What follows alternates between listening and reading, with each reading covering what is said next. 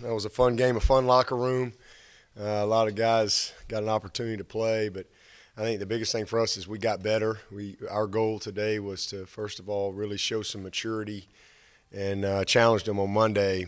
Obviously it's a game that you're supposed to win and all that type of stuff, but showing some maturity for our preparation process and really trying to take the week to teach a lot of young guys on our team about how we handle ourselves and how we do things regardless of who the opponent is. And I just thought the guys really bought into that and played well. And fun to see so many guys play well. I think we played 111 guys, which was a blast. And I think the record was 94.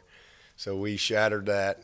So 111 guys got in the game, and so a lot of fun and good momentum going into this week. Another road game heading up there to North Carolina. So got an open date after that. So I just like where our team is right now. We're healthy. We were able to hold Ross today, which was good. He was ready to go, but he's been battling a little bit of a hip flexor, and so we were going to try to hold him if we could, but he was certainly ready to go. So I think really helps us, and he can have a full week of practice, and so a lot of good stuff out in the game today. Ran the ball well, and good to see Will Spires have the 64-yarder there, and then the second half, as we subbed so many guys defensively, to see the guys continue to play well was great, and so. I told them at halftime that they were going to play and they were going to get exposed if they didn't know what they were doing, because they were going to play. So I thought the guys were ready to go. They were excited, and the other guys did a good job of challenging them on the sideline. So awesome crowd, just an unbelievable environment, a sellout, and just a beautiful night for college football. And again, a game that I think we got better as a team and achieved the objectives that we were trying to achieve in this game. And, again, good momentum heading into this week. Was it hard to manage 110 guys going on and off the field? What are the logistics of that as opposed to, say, even 70 guys? Organized chaos. We practice with all those guys, so it gets a little crazy there in a couple situations where we're trying to just kind of get some guys in the game. We had one kid that just got cleared like 2 days ago. I think we threw him in there at right tackle. So he got in the game. But, it's just cool. I mean, you got a lot of guys that can say they played for the Tigers, and nobody can ever take that away from them. And I just think that's what it's all about. A lot of guys that work really, really hard that don't get a chance to play or play much, and for them to be rewarded for their hard work and to have a chance to go play in a setting like that is pretty special. And to see their teammates support them is really cool. It was awesome to be able to get Chase in there early. That was something we wanted to do too. If we could just kind of get control quick, we wanted to get Trevor out early and get Chase in the game. We're still somewhat of a game, and see him really play. And I just thought he did an awesome job, and then that allowed Tyson to get most of the second half and get his most extensive playing time as well. So got a chance to get all those backs in there, and good to see Mikey Dukes. Ches got his big one up in Syracuse last week, and Dukes busted one. I think he was excited to finally get an opportunity, so he got one. And ETN was very efficient early in the game, and Lin J. So just a lot of good things. A lot of good momentum coming out of it. Got to play all those tight ends and all the wide outs and all those OL, and got all the D-line in there, and we got a pick six, so that was fun to see, and handled what little adversity we had, we responded to that too. You mentioned earlier in the week that 32 was a worry for you guys, the running back, and they seemed to, if there was one area they seemed to have the game in the night was running the football. Yeah. Gave you guys something to look at. Yeah. When you go back and look at the film, what were you guys diagnosed there with the guys? Yeah, I thought they did a nice job. They ended up with 153. So as I said coming into it, I thought this was easily the best rushing football team we had seen to this point with their scheme, but also their personnel. I mean, I don't know if you were on the field, saw them line, some big old dudes in that offensive line, big, physical, and then they're well coordinated, and then that back is he's what you want as a zone runner. I mean, he's patient and he's thick, and he's when he gets downhill, he's bringing it. So it was a big boy pad game. So there will be a lot that we can learn from. It's going to make us better. But they did. They dented us a little bit in the first half. But I thought second half, I thought we did a nice job, and I thought our backup guys did a good job of going in there, and we were able to pressure them a little bit and kind of some pressure their run some, and that was effective for us. But it'll definitely be a good tape for us to teach off of, and I'm anxious to watch it. But we just didn't set the edge well a few times. I don't think we fit a few things right. There was probably a couple of times where maybe we just weren't quite as physical as we needed to be. I mean, I'm sure I'll see all those things when I watch the tape, but all in all, I thought we got better, as the game went. But definitely a good tape for us because formation-wise, scheme-wise, they did some good stuff that'll help us. How enjoyable is a game like this for you as a head coach? I mean, you don't have to sweat it out. And I know all you coaches, you always worry about what could possibly go wrong, but your guys came out and really took care of business tonight. Yeah, it was very enjoyable. I'm proud of them, man. That's what I was looking for. Just, again, maturity as a team and identity of okay, hey, we show up. It never should be about when or where we play. It's always about how you play. And I just thought our guys, they were ready. They were excited, and just took control right out of the gate. I think we had a 3 and out, and then scored in 2 plays, and just boom, boom, boom. And so was able to get the a lot of the guys the playing time that they needed, but get a lot of guys out too.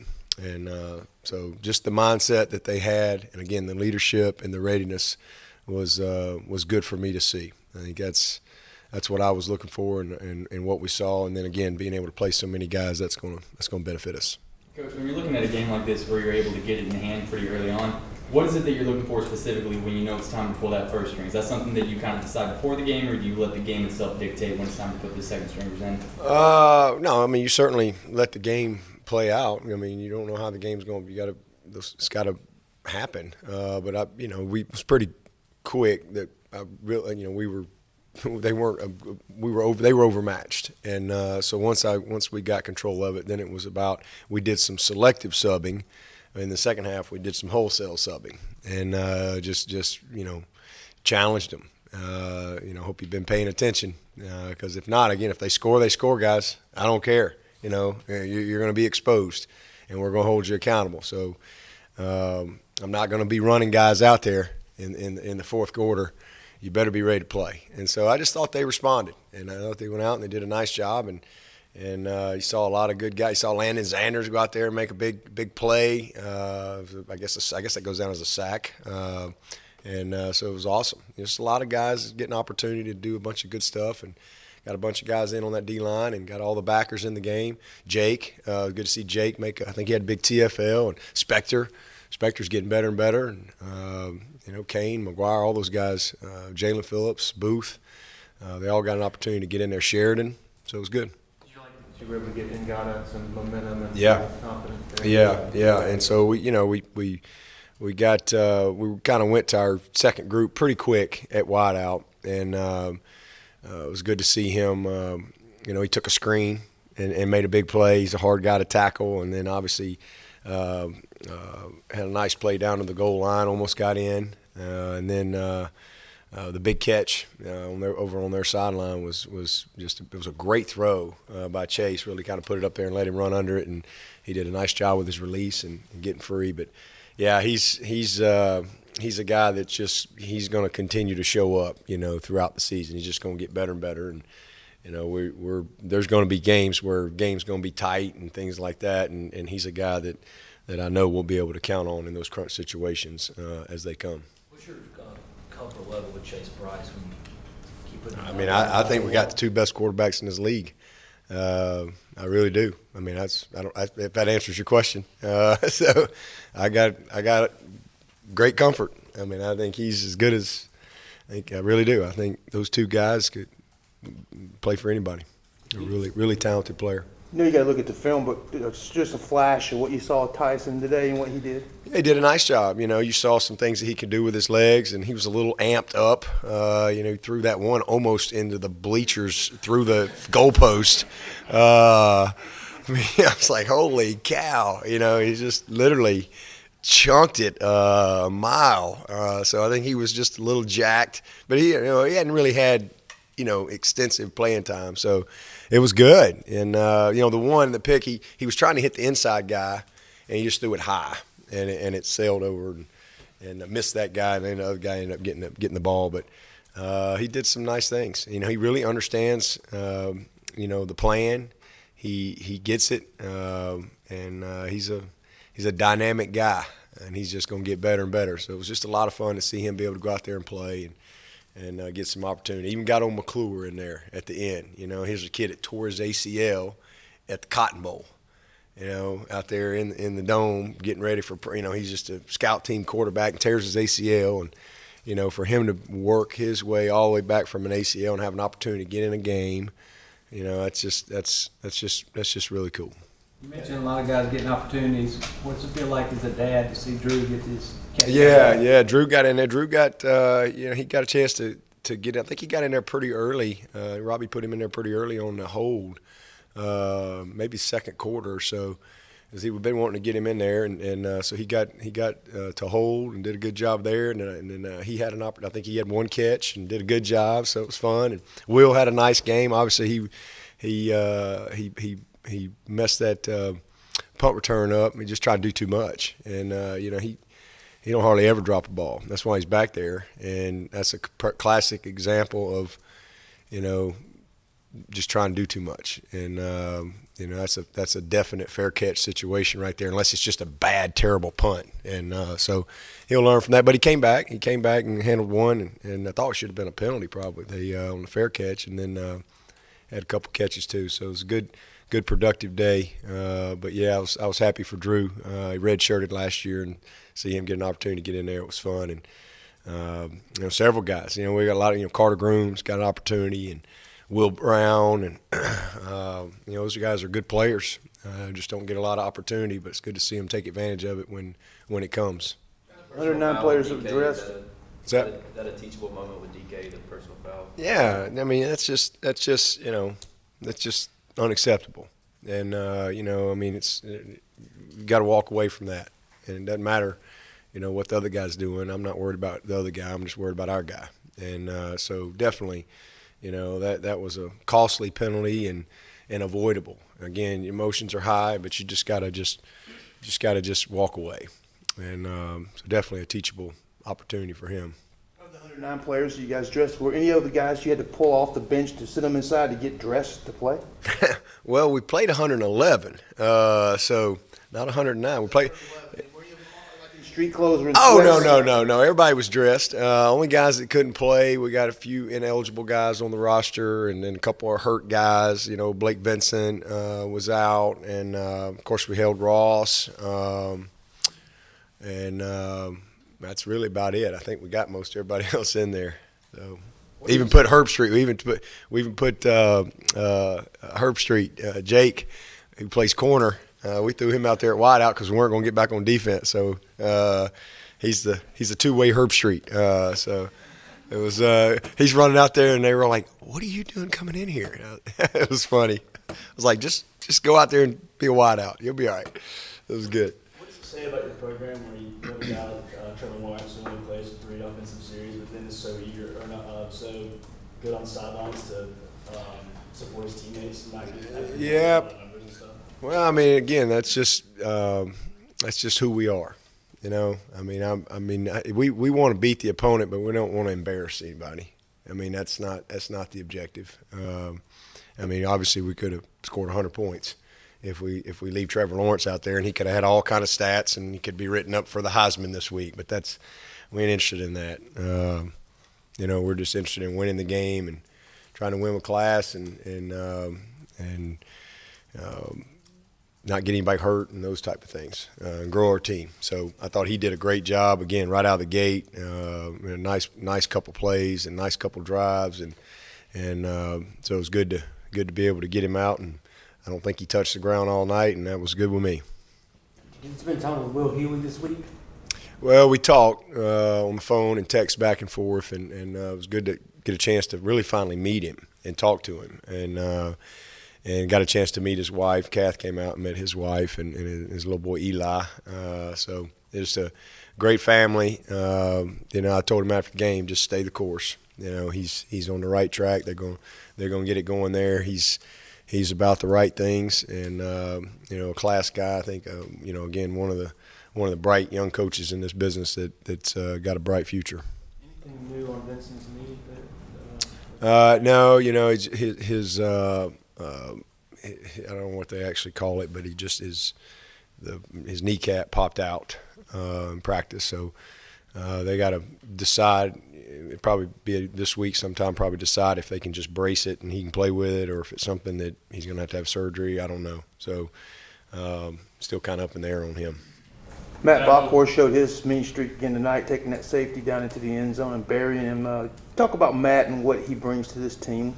Yeah, Matt's he's what you're looking for in an offensive line. He's a great player. I'm super glad we got a lot of those guys that you're seeing play a little bit. Because you're going to lose. It's nice to know when you lose John Simpson, you got a guy like Bockhorst that's going to be stepping in there ready to go next year with a lot of experience. And same thing with Cade Stewart, and same thing with Chandler, and same thing with Blake.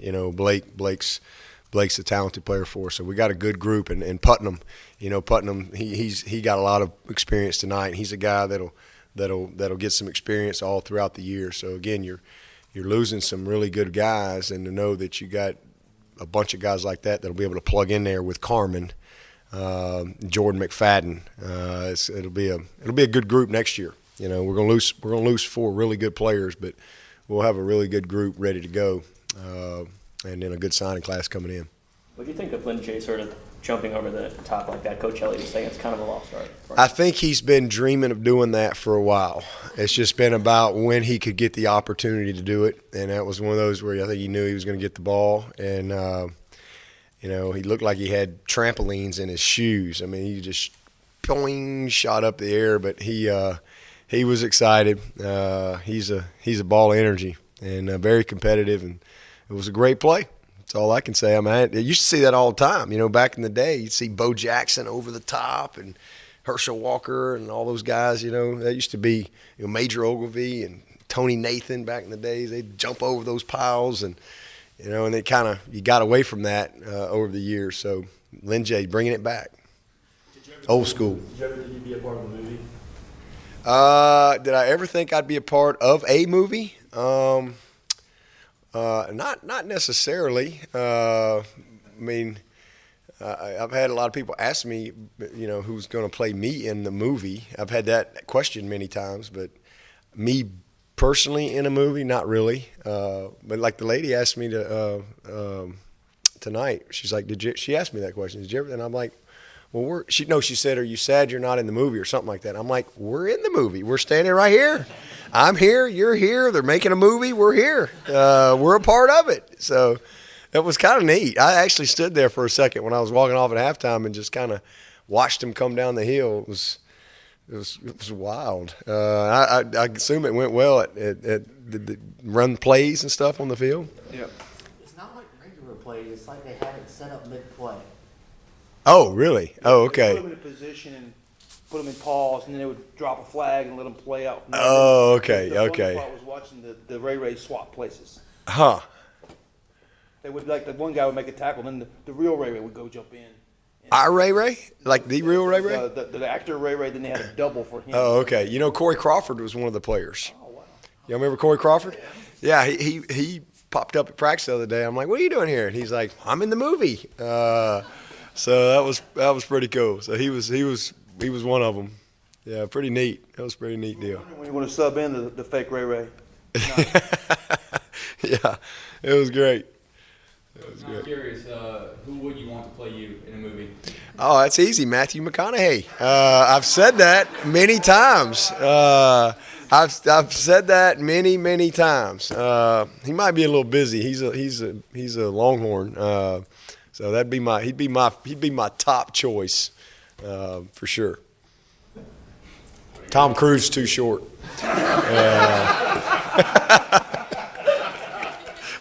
All right, guys.